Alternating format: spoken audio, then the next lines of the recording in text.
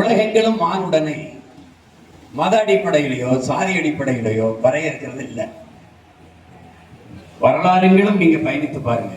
உலகங்களும் மானுடனை மொழி இன அடிப்படையில் தான் வகுக்கிறார்கள். இதுதான் இங்க இருக்கிற வரலாறு. நிகழ்கால உண்மையும் அதுதான். சான்று நம்ம ஏராளமாக சொல்லலாம். உதாரணமா பிரிட்டன் எடுத்துக்கிட்டு இங்கிலாந்துல இருந்து அயர்லாந்து பிரித்து அவன் 2 பேரும் ஒரே மதத்தை தான் ஏற்றிருக்காங்க. கிறிஸ்தவம் தான் 2 பேருமே. அப்ப 2 பேருக்குமே இறைமகன் இயேசு. அப்ப ஒரே இதுதான், ஒரே வேத நூல் தான், பைபிள் தான். அப்ப இங்கிலாந்துல இருந்து தனியா பிரியணும்னு நினைக்கிறான் அப்படின்னா அவன் இங்கிலீஷ், இவன் ஐரிஷ். இந்த ஐரிஷ் விடுதலைக்காக அந்த நாட்டின் விடுதலைக்கு முதலில் புரட்சி செய்தவன் டிவேலரா. அவன்கிட்ட போய் டிவேலரா உனக்கு ஐரிஷ் மொழி வேண்டுமா, அயர்லாந்து நிலம் வேண்டுமான்னு கேட்கிறாங்க. அதை என் தாய் நிலத்துக்கு இணையான ஒரு நிலத்தை என் உலகில் எங்கேனும் ஒரு ஓரத்தில் நான் பெற்றுக்கொள்ள முடியும். ஆனால் என் தாய்மொழி ஐரிஷுக்கு இணையான மொழியை நான் உலகத்தில் எங்கும் பெற முடியாது. எனக்கு என் தாய்மொழி ஐரிஷை கொடு அப்படிதான் கேட்கிறாங்க. அப்ப மேலோங்கி நிற்கிறது எல்லாத்தையும் விட மொழி இனம்.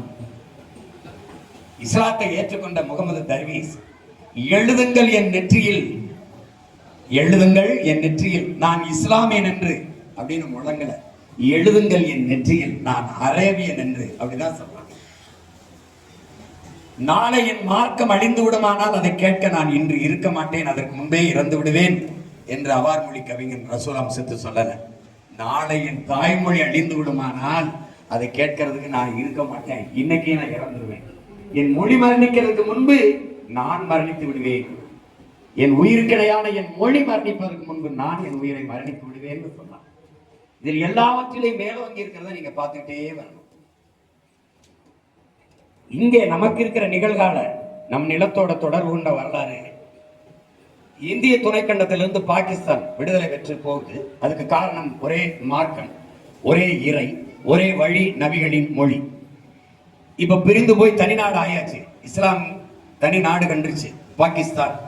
பாகிஸ்தானுக்கு போன பிறகு அங்க போனவிட முகமது அலி ஜின்னா உருது ஆட்சி மொழி என்று சொல்லுவாரு.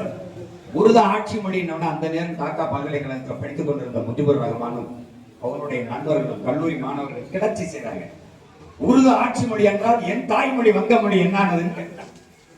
ஒரே மதம் தான், ஒரே இறைதான், ஏக இறைவன் அல்லாஹ்தான், ஒரே வழி, நபிகளின் மொழிதான் நம் வழி. ஆனால் உன் மொழி உருது ஆட்சி மொழி என்றால் என் தாய்மொழி வங்க மொழி என்னானதுன்னு கேட்டா கலவரம் வெடிச்சிருச்சு. பிரச்சனை உருவாகுது, சண்டை. கிழக்கு பாகிஸ்தான் பகுதியில் இருக்கிற வங்காளிகளை பாகிஸ்தான் ராணுவம் தாக்குது, அழிக்குது, பிரச்சனை. அந்த நேரம் மேற்கு வங்கத்தில் சித்தார்த்த சங்கரங்கிற காங்கிரஸ் கட்சியின் முதலமைச்சர் ஒருத்தருக்கான். இவன் இந்து. அங்க மொழிக்காக சண்டை போட்டு தாக்கப்படுகிறவன் இஸ்லாம். நல்லா கமிஷன் கேள்வி கேட்டவங்களுக்கு மட்டும் இல்ல, எல்லாருமே திரும்ப இந்த கேள்வியை ஒரு தடவை கேட்டுக்கிட்டு இருக்காரு. என்ன நிறைய பேச வேண்டியிருக்கு, நிறைய செய்தி, இதையே 10 வருஷம் பேசிக்க முடியாது. இங்க இருக்கிற முதலமைச்சர் சித்தார்த்த சங்கரை இந்து. அந்த நேரம் நாட்டை ஆண்டு கொண்டிருக்கிற பிரதம அமைச்சர் அம்மையார் இந்திரா காந்தி. அப்ப இஸ்லாமியனாக தாக்கப்படுகிறான், அழிக்கப்படுகிறான், நமக்கல்ல என்று மேற்கு வங்கத்தின் மக்கள், மேற்கு வங்கத்தில் இருக்கிற வெஸ்ட் பெங்கால் மேற்கு வங்கத்தில் இருக்கிற மக்கள் இருக்கல, அந்த முதலமைச்சர் இருக்கல. அவன் எந்திரிச்சு அறைகோல் விடுகிறான். கிழக்கு பாகிஸ்தானில் தாக்கப்படுகிற என் இன மக்களை என்ன சொல்றாங்க பாருங்க, என் இன மக்களை இந்திய ராணுவத்தை அனுப்பி நீங்கள் பாதுகாக்கிறீர்களா அல்லது நான் என்னுடைய காவல்துறை படையை அனுப்பி பாதுகாக்கட்டுமா என்ற கேள்வியை இந்திய நாட்டின் தலைமை அமைச்சர் அம்மையார் இந்திரா காந்தியை நோக்கி எழுப்பினார். அப்ப அவங்களுடைய முதலமைச்சர் தான். அந்த ஒட்டுமொத்த மேற்கு வங்க மக்கள், தன் இன மக்கள் அந்த கிளர்ச்சியை ஈழத்துல சாகும்போது நம்ம இங்க திரையரங்குகளில் மதுக்கடைகளில் மூடி இருந்தீங்க, அப்படி நிக்கலவன். கிளர்ச்சி செய்தவுடன் அதற்கு அந்த உணர்வுக்கு மதிப்பளித்து அம்மையார் இந்திரா காந்தி ராணுவத்தை அனுப்பி போரிட்டு கிழக்கு பாகிஸ்தான் பிரித்து அவர்களின் தாய் மொழியிலேயே ஒரு தேசத்தை வைத்தார்கள். அதுதான் பங்களாதேஷ். உங்களுக்கு இன்னும் இருக்கு, நீ உங்களுக்கு புரியுது நினைக்கிறேன். அந்த நாட்டின் தந்தையா இன்னும் முஜிபுர் ரஹ்மான். இப்ப பிரச்சனைலாம் வந்த பொருளாதார பின்னடை வரும்போது அவர் சிலை இடிக்கப்பட்டது, நீங்க பார்த்துருப்பீங்க. அப்ப இதுல இருந்து என்ன தெரியுதுன்னா, சாதி, மதம், நிலம் இதை எல்லாம் தாண்டி மொழியும் இனமும் தான் மேலோங்கி நிற்குது. ஐரோப்பிய நாடுகள் முழுமைக்கும், ஐரோப்பிய யூனியன், ஐரோப்பிய நாடுகள் முழுமைக்கும் ஒரே மதம் தான், கிறிஸ்தவம் தான். France, Denmark, Swiss, Norway, German, எல்லா நாடுகளும், நியூசிலாந்து, எல்லா நாடுகளும் இருக்கு. ஐரோப்பிய நாடுகள், பிரிட்டன், அயர்லாந்து எல்லாமே உங்களுக்கு கிறிஸ்தவம் தான். பிறகு ஏன் England, Ireland, France, Germany, Norway, Sweden, Denmark இதெல்லாம் ஏன் வருது? மொழி வழியே தேசிய இனங்கள், நிலங்கள். அங்க மதம் நிக்கல, மொழியும் இனமும் மேலோங்கி நின்று. அப்ப என்ன வருது? நான் இஸ்லாத்தை ஏற்றிருக்கிறேன், நான் கிறிஸ்துவத்தை ஏற்றிருக்கிறேன். இறைமகன் இயேசுவின் போதனைகளை ஏற்று நான் கிறிஸ்துவத்தை தழுவி இருக்கிறேன், ஏற்று இருக்கிறேன். தமிழன் நான் கிறிஸ்தவத்தை ஏற்றிருக்கிறேன். கிறிஸ்தவன் நான் தமிழன் அல்ல, தமிழன் நான் கிறிஸ்தவத்தை ஏற்றிருக்கிறேன். இது விருப்பம் இல்லை, நாளைக்கு இஸ்லாத்தை ஏற்பேன், நாளைக்கு வேறு பௌத்தத்தை ஏற்பேன். ஆனால் மதம் மாறிக்கொள்ள முடிகிறது. மொழியும் இனமும் பிறப்பிலிருந்து இறப்பு வரை எவர் அனுமானத்தில் நன்க இந்த வரலாற்று புரிதல் கேள்வி கேட்டவர்களுக்கு மட்டுமல்ல, எனக்கும் பின்னாடி வரக்கூடிய என் இளைய தலைமுறை, தமிழ் இளம் தலைமுறைகள் ஒவ்வொருத்தருக்கும் இது படிப்பனையா இருக்கணும், இது கவனிச்சுக்கணும். அப்போ இங்க என்ன நீங்க கவனிக்கணும்னா, நான் இஸ்லாத்தை ஏற்றிருக்கிறேன், அவனும் இஸ்லாத்தை ஏற்றிருக்கிறான். அவன் அரேபியன், அவன் உருது, அவன் வங்காளி, நான் தமிழன். இதுதான் உங்களுக்கு அடையாளம். அது மாதிரி நான் கிறிஸ்தவத்தை ஏற்றிருக்கிறேன். அவன் ஐரோப்பியன், அவன் ஆஸ்திரேலியன், ஐரோப்பியன், அவன் வேற, நான் வேற. அவன் இங்கிலீஷ், நான் தமிழ். நீங்க எந்த நாட்டுக்கு போங்க, பிரிட்டனுக்கு போய் வாங்க, இல்ல அயர்லாந்துக்கு போங்க, பிரான்ஸுக்கு போங்க. நீங்க போனீங்கன்னா அவன் முதல்ல உங்ககிட்ட கை கொடுக்கும்போது பேர் சொல்லும்போது நீங்க ஹூ ஆர் யூன்னு கேட்டீங்கன்னா, ஐ ஆம் பிரிட்டிஷ் அப்படி கிடையாது, ஐ ஆம் கிறிஸ்டியன் என்று கை கொடுக்க மாட்டான். அவன் கிறிஸ்டியன், அதுல அவனுக்கு பெருமை இல்லை. நீங்க போனீங்கன்னா ஐ ஆம் பிரான்ஸ் அப்படி கை கொடுக்க மாட்டான். ஐ ஆம் கிறிஸ்டியன் என்று கை கொடுக்க மாட்டான். ஐ ஆம் பிரெஞ்ச் அப்படிதான் கை கொடுப்பான். ஐ ஆம் இங்கிலீஷ் அப்படின்னு தான் சொல்லுவான். ஐ ஆம் ஐரிஷ் அப்படின்னு தான் சொல்லுவான். அப்ப நான் என்ன சொன்னோம்? இவனெல்லாம் உருவாவதற்கு முன்பு பிறந்தவன், என் தாய்மொழி இந்த மொழிகளுக்கெல்லாம் தாயா இருக்க. நான் என்ன சொன்னேன்? இன்னும் சத்தமா, நான் தமிழன் என்று சொன்னேன். அப்ப இவன் உன்னை சிறுபான்மைன்னு சொல்லும்போது நீ நம்பினவர், அங்கதான் அடிங்க. யார் உன்னை சிறுபான்மைன்னு சொன்ன பட்டியல் எடுத்து சொல்லு. நீ எவன் சொன்னான்னு யாரு சொல்லு? ஐயா கருணாநிதி, ஐயா எம்ஜிஆர், ஐயா ஜெயலலிதா, இவங்க 3 பேர் தான் இந்த நாட்டில் ஆக சிறுபான்மை. இதை நீ தெரியாம ஐயா கருணாநிதி வந்து சிறுபான்மை ஒன்னே சொல்லிட்டு பெரும்பான்மை நீ அவருக்கு பாதுகாப்புங்கிறிய. நீ கிறிஸ்தவன் சிறுபான்மை, இவன் இஸ்லாம் சிறுபான்மை. இப்ப ஐயா கருணாநிதி, ஐயா ஸ்டாலின் பெரும்பான்மை. எந்த அடிப்படையில் பெரும்பான்மை? எந்த அடிப்படையில்? நீ எந்த அடிப்படையில் சிறுபான்மை? நீ மத அடிப்படையில் சிறுபான்மை. அப்ப அவர் எந்த அடிப்படையில் பெரும்பான்மை? மத அடிப்படையில் தான் பெரும்பான்மை என்று உன்னை சிறுபான்மை என்று சொல்கிறார். அப்படி என்றால் நீ மதவாதத்துக்கு எதிரானவன் என்று சொல்வது எவ்வளவு தவறானது, எவ்வளவு ஏமாற்று. நீ எங்க சொல்லியிருக்க? அப்ப நீ இந்து என்ற எண்ணத்தோடு தான் நீ இவனை சிறுபான்மைங்கிற. எந்த உலகத்துல மதத்தின் அடிப்படையில் மனு கணக்கிட்டு நீ எப்படி சிறுபான்மை? எப்படி சொன்ன? நான் தமிழன் நீ எப்படி சொல்ற? எங்க அப்பா இளையராஜா, நீ என்ன சொல்ற? இந்த சமூகம் கட்டமைச்சபடி இதுல அவர் ஏற்றுக்கொண்டிருக்க சமயம் இந்து மதம்னு வச்சு. என் தம்பி இவன் வந்து இஸ்லாத்தை ஏற்றுக்காரு. எப்ப ஏற்றுக்காரு? இப்பதான் ஒரு 5 வருஷம் இருக்கும். எங்க அப்பா பெரும்பான்மை, நான் சிறுபான்மைங்கிறது நீ எப்படி ஏற்கிற? பைத்தியம் அவனுக்கு. அருமை சகோதரர், நம்முடைய சகோதரர் ஏஆர் ரஹ்மான் வந்து இஸ்லாத்தை ஏற்றிருக்கிறார். எங்க அம்மா ஏற்றிருக்கிறாங்க, என் தங்கைகள் ஏற்றிருக்கிறாங்க. ஆனா இன்னொரு தங்கை மகன், அக்கா மகன் தம்பி ஜிவி பிரகாஷ் இந்து மதத்திலே இருக்காப்ல. அப்ப மாமா சிறுபான்மை, மருமகன் பெரும்பான்மை. நீ ஏற்கிற? இந்த பைத்தியமாடா நீங்க. உங்களை என்ன சொல்றது? ஐயோ போயா, நான் தமிழன், பெரும்பான்மை தேசியத்தின் மகன். உன்னை சிறுபான்மை சொன்னவன் மலையாளி, கன்னடன், தெலுங்கு. அது வந்தாய் மாணவன் உன்னை சிறுபான்மை. ஆமா இசம்மா, ஆமா இசம்மான்னு கையிட்டி போயாங்கிட்டு. சிறுபான்மையின சலுகை கிடைக்குது. அவன் இருக்கிறவன் சலுகை கொடுக்கிறவன் யாருன்னு சொல்லு, யாருன்னு சொல்லு. கிறிஸ்தவருக்கு இடஒதுக்கீடு, இஸ்லாமியருக்கு இடஒதுக்கீடு, இந்த கொடுக்குற வெங்காயத்துக்கு உட்கார்ந்துருக்க இடமே நம்ம ஓட்ட பிச்சை. இவன் வந்து உனக்கு இடஒதுக்கீடு கொடுக்குறான்னு நீ பெருமையா பேசிருக்க. நீ நினைச்சுக்கிட்டு இருக்க ஒரு தெளிவுக்கு வா. உடனே அவன் பாதுகாக்கல, நீ தான் 60 ஆண்டுகளா அவங்கள பாதுகாத்து வச்சிருக்க. வாக்கு செலுத்தி அரசியல் அதிகாரத்தை கொடுத்து அவனை வசதியா பல லட்சக்கணக்கான கோடி சொத்துகளோடு பதவி பணத்தோடு புகழோடு வாழ வச்சிருக்கிறது யாரு? நீ. திரும்ப திரும்ப உனக்கு பாதுகாப்பு உனக்கு பாதுகாப்பு உனக்கு பாதுகாப்பு அவன் சொல்றான், நீ நம்பிட்டு இருக்க. நீ தான் 60 ஆண்டுகளா 12 விழுக்காடுங்கிறார் கிறிஸ்தவர்கள் வாக்கு. இஸ்லாமியருக்கு ஒரு 10 12 10 இருக்குமா? 8 வச்சுக்க, எல்லாம் சேர்த்து 20 வச்சுக்க. 20 விழுக்காடு அவனுடைய அடித்தளம் ஆயிருக்கு. மொத்தமாக அவனுக்கு 10 12 விழுக்காடு தான் ஓட்டு. நீ போட்டதுக்கு பிறகு மீதி என்ன இருக்கு அவர் கட்சிக்கு? மொத்தம் 26 விழுக்காடு தான் திமுகவுக்கு தனியா வாக்கு. அதுல 20 நீ போட்டு அப்ப எவ்வளவு? அதை விட பெரிய கட்சி நான் 8 விழுக்காடு நான் வச்சிருக்கேன். எப்படி 8 விழுக்காடு வச்சிருக்கேன்? நீ கிறிஸ்தவரி இஸ்லாமிய போடாமலே வச்சிருக்க. நீ போட்டு வச்சுக்க, நாட்டை நான் வச்சிருந்திருப்பேன். நீ வாழ்க்கை நிம்மதியா இருந்திருப்பேன். இன்னும் போட்டு சிறுபான்மை ஒன்னு சலுகைங்கிறது வெக்கமா இல்ல? பிச்சை எடுத்து வாழ்வது, இறந்தோண்டு வாழ்வது ஒரு வாழ்வா? இறந்தும் உயிர் வாழ்தல் வேண்டின் பறந்து கெடுத உலகை ஏற்றியான்கிறான் வள்ளுவர் பெருமாள். பிச்சை எடுத்து யார் நாட்டில் யாரா சலுகை கொடுக்கிறது? உனக்கு வேண்டியது உரிமை. சலுகை தலைவன் யார்? என்னைக்கு நீ சிறந்து கிளந்து என்ன கேள்வ? ஒரு தன்மான உணர்ச்சி வராம தலைநிமிர்வு எப்படி வரும்? எப்படி வரும்? சலுகை, போனஸ், இலவசம், மானியம், இதுல செத்து போச்ச இந்த இனம். என்னைக்கு உனக்கு என் உரிமைடாது? இந்த நாடு என்னது? இந்த நாட்டில் இருக்கிற வளம் எனக்கு. இது எல்லா உரிமையும் அடிப்படை உரிமை. கல்வி, மருத்துவம், குடிநீர், இதெல்லாம் என்னுடைய உரிமை. இது கொடுக்கிறது சலுகை.